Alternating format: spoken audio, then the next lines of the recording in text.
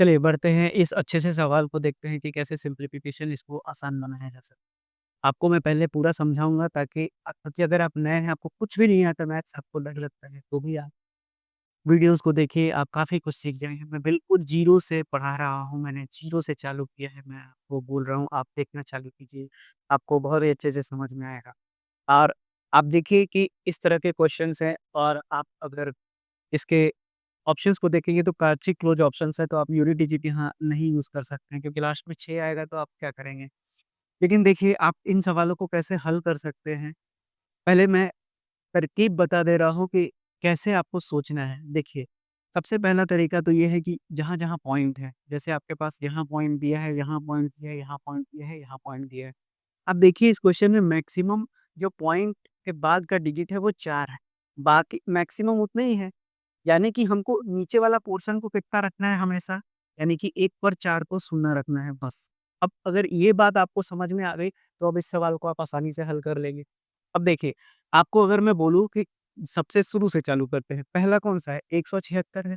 तो 176 के बाद कितने अंक चाहिए आपको? 176 के बाद आपको कितने शून्य चाहिए? 4 शून्य चाहिए, तब ना यहाँ पर पॉइंट के बाद 4 आप लगा पाएँगे और यहाँ नीचे आप 4 से ऐसे डिवाइड कर पाएँगे। तो ये आपको करना नहीं है, ये मैं सिखा रहा हूँ आपको। तो यानी कि आप पहला आपको मिल गया। दूसरा आप देखिए इसके बाद आपको कितने शून्य की ज़रूरत है? 3 शून्य की ज़रूरत है, 3 शून्य की क्योंकि पॉइंट के बाद एक ऑलरेडी है। तो यानी कि अब आपके पास कितना हो जाएगा ये 1 0 यहाँ पर हो गया और 6 7 और 1 हो गया। अब ये देखिए ये भी आपका कितना हो जाएगा यहाँ पर 4 0 हो जाएगा क्योंकि ये भी तो हट जाएगा ना आपका। अब देखिए अगले में देखिए, अगले में 2 है तो 2 की और ज़रूरत है आपको। मतलब यहाँ पर कितना हो जाएगा 1, 2, 3, 4 तो यानी कि अब ये कितना बच गया 1, 0 ये हो गया 6, ये हो गया 7, ये हो गया 1। फिर अगले में आपको कितने की ज़रूरत है? सिर्फ़ और सिर्फ़ 1 की ज़रूरत है तो 1, 2, 3, 4 तो यानी कि अब आपके पास कितना हो गया 0, 6, 7, 1 अब उसी तरह से इसको कुछ करने की ज़रूरत नहीं है क्योंकि यहाँ ऑलरेडी 4 ज़ीरो था। तो यानी कि ये कितना हो जाएगा 167 तो ये हो गया आपका 6, 7 छौ 13, 7 छौ 13, 1 14 और 1 15 हो गया, 7 छौ 13, 1 14, 1 15 हो गया। उसी तरह से 7 छौ 13, 1 14, 1 15 हो गया, 7 1 8 1 9 हो गया यानी कि 19 triple 536 19 triple 536 option number A इस सवाल का सही उत्तर हो जाएगा आपका। आप देखिए 4 अंक था तो 2 दो चार के बाद यानी 195.553 इस सवाल का उत्तर हो जाएगा। देखिए, तो एग्ज़ाम में आपको इतना नहीं करना है, एग्ज़ाम में आपको सिर्फ़ इतना दिमाग में रखना है कि आपको लास्ट में मैक्सिमम ज़ीरो कितना आ रहा है। तो सब में मैक्सिमम ज़ीरो 4 था, अब उसी हिसाब से मैंने बैठाया तो 176 के बाद कितने ज़ीरो की ज़रूरत पड़ेगी 4 ज़ीरो। फिर 17.6 था तो 3 ही ज़ीरो बचेगा इसलिए मैंने 176 3 ज़ीरो लिखा। फिर उसके बाद यहाँ पॉइंट के बाद 2 डिजिट था तो इसलिए मैंने 176 डबल ज़ीरो लिखा। उसी तरह से यहाँ 1 ज़ीरो की ज़रूरत थी तो 1760 लिखा। उसी तरह से यहाँ पर एक भी ज़ीरो की ज़रूरत नहीं थी वही लिखा और फाइनली ऐड कर दिया। तो ये आपका इस सवाल का उत्तर हो जाएगा।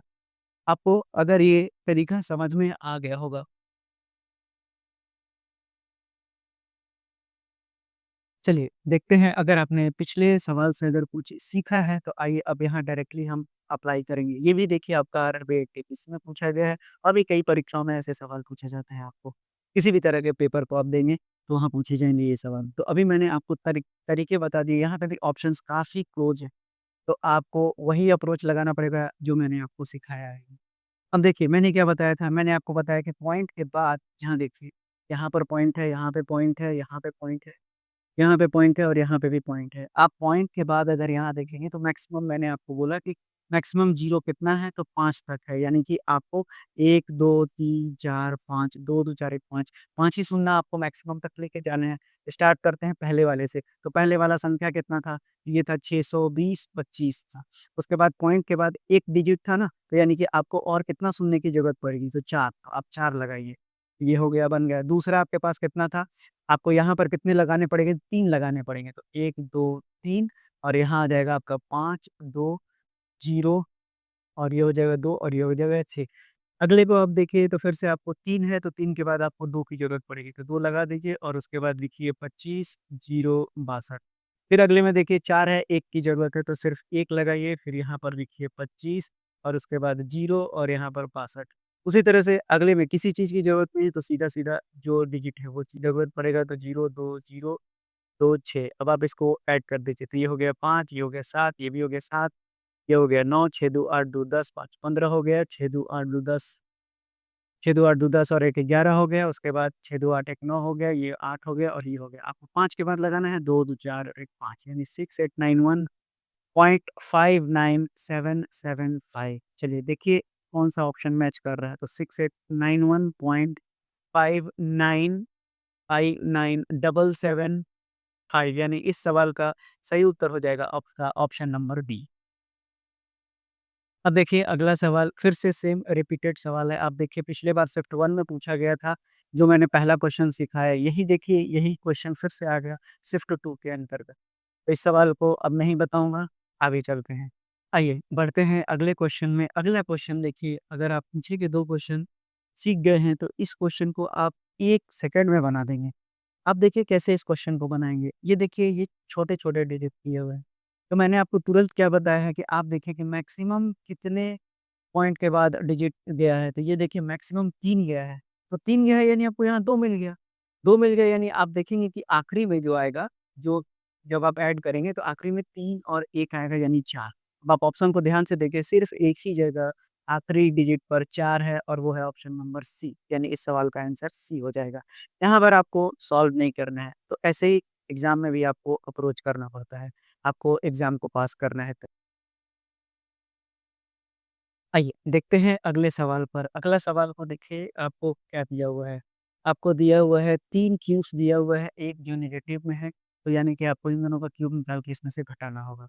ऐसा नहीं करना है आपको। देखिए, अगर आपको पता है कि ए क्यूब, बी क्यूब और सी क्यूब ये 3 एबीसी के बराबर होता है और ये कब होता है जब ए, बी और सी मिलके 0 हो जाते हैं। तो इस कंडीशन को आप अपने कॉपी में नोट कर लीजिए। अब जब भी आपको क्यूब से रिलेटेड पूछेगा तो आपको ये दिखना चाहिए, आपके दिमाग में ये होना चाहिए। क्योंकि आप एग्ज़ाम में हर चीज़ को भर के नहीं रख सकते, हर चीज़ को याद नहीं कर सकते। बल्कि अगर आप जितने कम से कम चीज़ों को याद रखते जाएँगे, ज़्यादा क्वेश्चन सॉल्व करते जाएँगे, जहाँ आपको आपने उस तरह के क्वेश्चन को सॉल्व कर रखा है, तो आप वहाँ ज़्यादा विदिन फ्रैक्शंस ऑफ सेकंड में सारे क्वेश्चन्स को कर लेंगे। तो आप देखिए यहाँ पर आपको अब ये पता होना चाहिए कि A cube plus B cube plus C cube 3 ABC तब होता है जब एबीसी 0 के बराबर होता है। तो अब देख लीजिए ना 13 7 20 में से 20 गया तो कितना आएगा? 0 आएगा। यानी कि ये 3 एबीसी है। यानी कि 3 गुना -20 गुना 13 और गुना 7। अब आप इसको जल्दी कैसे करेंगे? मुझे पता है कि मैं 13 का पहाड़ा जानता हूँ, 3 का पहाड़ा जानता हूँ, 7 का पहाड़ा जानता हूँ। तो मैं क्या करूँगा? मैं शॉर्ट वाइज़ चलूँगा ताकि मुझे एक ही साथ लंबा ना करना पड़े। मैं यहाँ फटाफट -60 लिखूँगा और फिर मैं 13 और 7 ले लूँगा तुरंत। अब मुझे 13 छक्का 78 पता है तो 780 गुना 7 करूँगा। ऐसे आप जल्दी कर लेंगे।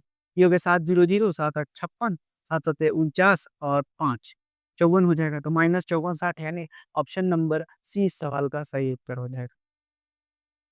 आइए पीछे के क्वेश्चन से अगर आपने बहुत कुछ सीखा है तो इस सवाल में आपको कहीं चलाने की भी ज़रूरत नहीं पड़ेगी। मैं इस सवाल का सीधा आंसर ऑप्शन नंबर ए टिक कर दूँगा। क्यों? अब देखिए यहाँ पर पॉइंट के बाद कितने डिजिट मैक्सिमम है? 3 डिजिट मैक्सिमम है और सबसे आखिरी में 8 ही दिया हुआ है, यानी बाकी अगर मैं देखूँ तो सब जगह तो वो 0 ही आएगा।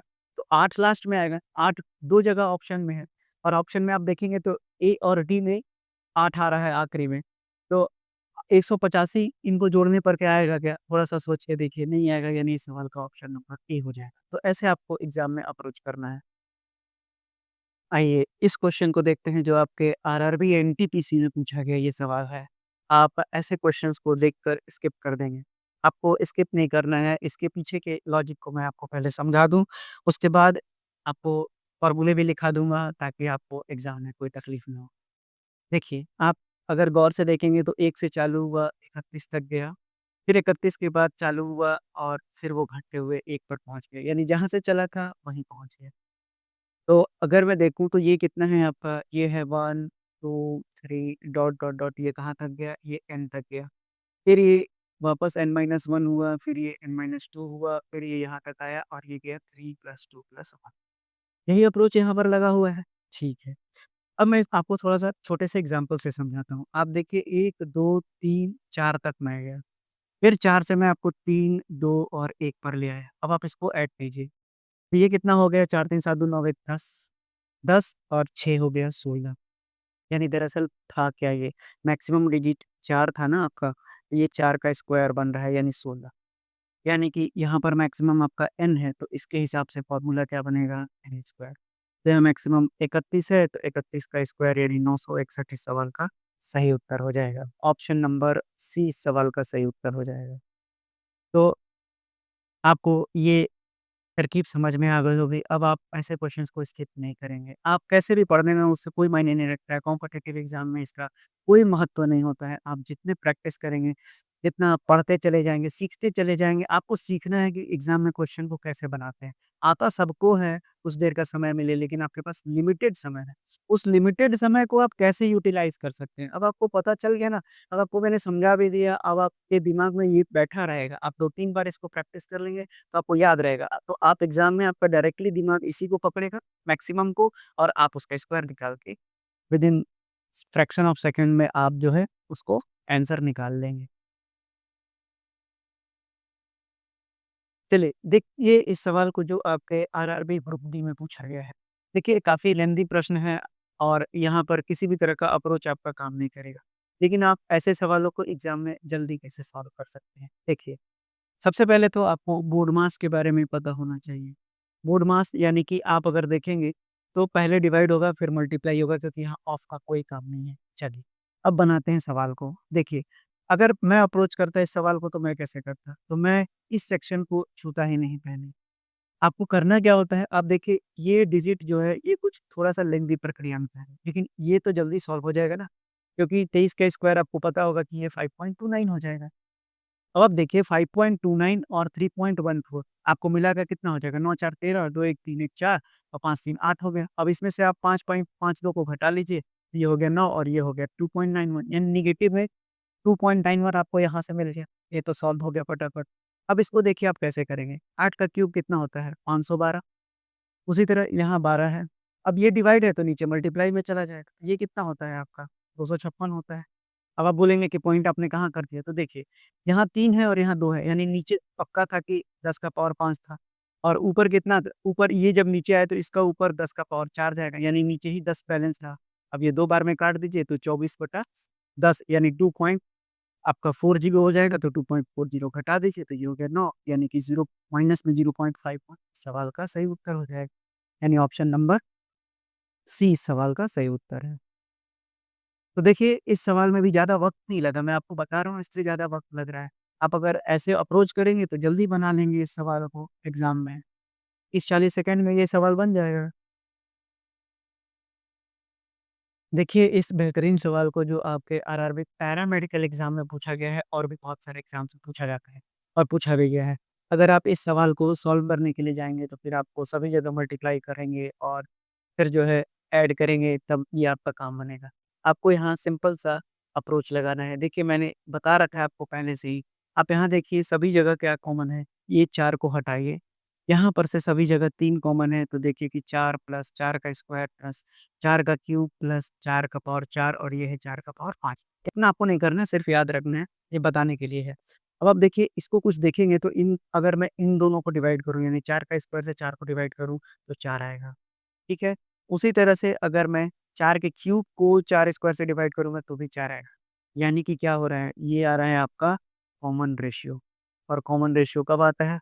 जब आप जीपी पढ़ते हैं। तो यानी ये सीरीज़ कैसा है? ज्योमेट्रिक प्रोग्रेशन का है। और मैंने आपको इसमें बता रखा है, इसमें फाइनाइट के लिए भी मैंने आपको क्वेश्चन करा दिया है और इनफाइनाइट सीरीज़ के लिए भी मैंने आपको क्वेश्चन करा रखा है। तो मैंने पिछली बार जब आपको एक्सप्लेन किया था, तो लास्ट टाइम मैंने आपको इनफाइनाइट सीरीज़ बताया था, जिसकी वैल्यू मैंने बताया था कि एस इन्फिनिटी जो होता है a बाई 1 माइनस r होता है। तो ये तो था इनफाइनाइट के लिए जो मैंने आपको क्वेश्चन भी कराया था इस पर। यहाँ a आपका फर्स्ट टर्म था और r कॉमन रेशियो है। लेकिन अगर फाइनाइट सीरीज़ की बात करूँ मैं, अगर मैं इस फाइनाइट सीरीज़ की बात करूँ तो भी मैंने लिखाया था कि Sn की वैल्यू कितनी होती है, तो a इंटू r का पावर n-1 बाई r-1 होता है। तो ये अब आपको पता चल गया है, तो अब आप यहाँ से आसानी से सॉल्व कर सकते हैं। ये कितना है यहाँ दिख रहा है? ठीक है, दिख रहा है। ये हो गया 4 प्लस ये हो गया 3 और इंटू। अब आप देखिए इसको पुट करके देखिए तो ये कितना हो जाएगा? ए है आपका फर्स्ट टर्म, ये हो गया 4 का पावर 5 क्योंकि n 5 बार गया है और ये हो जाएगा 1 और डिवाइडेड बाई 4 में से 1 जाएगा तो 3। अब आपको यहाँ कितना आ गया? 4, 4 का पावर 5 माइनस 1 बटा 3। अब आप इसको हटा दीजिए, ये कितना बचेगा? 4 प्लस 4 का पावर 6 और माइनस कितना बचेगा ये और माइनस 4 बचेगा। तो अब 4 से 4 अगर आप देखेंगे तो 4 से 4 कैंसल आउट हो गया, ये बचा आपके पास 4 का पावर 6 इस सवाल का सही उत्तर हो जाएगा, यानी ऑप्शन नंबर बी इस सवाल का सही उत्तर है। बढ़ते हैं अपने आज के आखिरी सवाल के लिए। देखिए, ये सवाल को आप एग्ज़ाम में कैसे बना सकते हैं? तो आपको कुछ नहीं करना है। ये आपको बस पता होना चाहिए कि आखिरी में जब डबल 9 है, डबल 9 तो यानी कि निश्चित रूप से ये 10,000 माइनस 1 है, तो 10,000 में आपको पता होना चाहिए कि 10,000 में कितने शून्य होते हैं, बस आपका काम हो जाएगा। तो कितने शून्य होते हैं? 4 शून्य ज़्यादा होता है, तो 1, 2, 3, 4 ये 2 3 और 2 5 है।